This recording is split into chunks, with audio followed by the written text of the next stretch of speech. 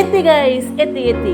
ഇതാണ് ഞാൻ പറഞ്ഞതിൻ്റെ രണ്ടാമത്തെ ചങ്കിടിപ്പായ രമ്യമോടെ വീട്. ഈ ഫ്രണ്ടിൽ നിൽക്കുന്ന മുതലാണ് റാണി, രമ്യയുടെ സിസ്റ്ററാണ്. അവളാകെ കലിപ്പിലാണ്. രമ്യല്ല കേട്ടോ, റാണി. ഇത് നമ്മുടെ സുമി മോള്. ഒരുപോലത്തെ ഡ്രസ്സ് ഇട്ടെന്നും പറഞ്ഞ് അവളുമാരെ അങ്ങ് അടിയായി. നമ്മൾ പറഞ്ഞില്ല പോലും.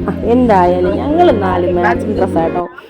ഇവിടെ പോയാലും ഏകദേശം അങ്ങനെ. പിന്നെ ഞങ്ങൾക്ക് ജന്മനാ സൗന്ദര്യം ഉണ്ട് എങ്കിലും ഞങ്ങൾ ഒന്നും കൂടെ എല്ലാം ഒന്ന് പാച്ചപ്പ് ചെയ്യുക കേട്ടോ.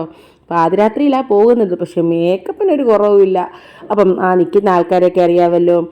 ഇത് പിങ്കി, നമ്മുടെ രമ്യയുടെ നാത്തൂൻ. അവൾ മേക്കപ്പ് ഒന്നും ചെയ്തിട്ടില്ല, നൈസായിട്ട് അവൾ സ്കൂട്ടാകുകയാണ് ഗൈസ്. ഇത് നമ്മുടെ രമ്യയുടെ വീട്ടിലെ കുക്കുത്തത്തമ്മ. ഞാൻ കുറച്ച് ക്യൂട്ട്നെസ് വാരി വിതറാൻ നോക്കിയതാണ് കേട്ടോ ഗൈസ്. പണിപാലി ഇപ്പം കൊത്ത് തിന്നേനെ എൻ്റെ കൈ. അവൾ പറയും ഇത് പോസ്റ്റ് ചെയ്യേണ്ടത്. ഇത് പിന്നെ രമ്യയുടെ കണക്ക് ഞങ്ങൾക്ക് പൊറോട്ട, ചിക്കൻ കറി, സലാഡ്. ക്ഷേത്ര ദർശനം കഴിഞ്ഞാലും ഫുഡിൻ്റെ കാര്യം നിർബന്ധമാണ് വീട്ടിലെ. ഞങ്ങളെല്ലാവരും നല്ല കുശി വഴി അടിച്ച് തിന്ന് കഴിഞ്ഞപ്പോൾ എല്ലാത്തിനും ക്ഷീണം. സമയം കുറേ ആയി. വണ്ടി 10-11 മണി ആയിട്ടേ വരത്തുള്ളൂ. പിന്നെ കിടന്ന് നോട്ടം, ഇരുന്ന് നോട്ടം, ഫോണിൽ കുത്ത്, ഒന്നും പറയണ്ട. പിന്നെ കുറച്ച് ആറ്റിറ്റ്യൂഡ് ഇട്ട് തകർക്കാമെന്ന് കരുതി ദുരിതാശ്വാസ ക്യാമ്പിൽ കിടക്കുന്ന പോലെ എല്ലാണോ അവിടെ ഇവിടെ ആയിട്ട് കിടന്നു. വന്നല്ലോ വനമാല.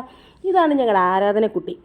അവൾ ഓച്ചിറമ്പലത്തിലൊക്കെ അല്ലാതെ പോയി പാപ്പമൊക്കെ വാങ്ങിച്ച് വരുന്ന വഴിയാണ്. ഇരുട്ടായതുകൊണ്ട് കാണുന്നില്ല.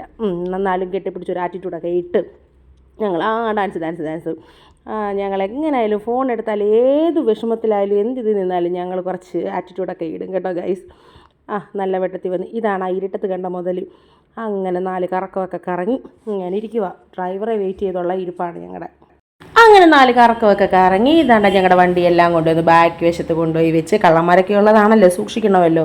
ഓരോരുത്തർ വന്ന് തുടങ്ങി ഗൈസ്. അങ്ങനെ ഞങ്ങൾ വണ്ടിക്ക് വേണ്ടിയുള്ള വെയിറ്റാണ് ഗൈസ്. ഞങ്ങളുടെ വണ്ടി വന്നിരിക്കുകയാണ്. 11 മണിയായി. ഞങ്ങളെല്ലാം വണ്ടിക്കകത്തോട്ട് കയറുകയാണ്.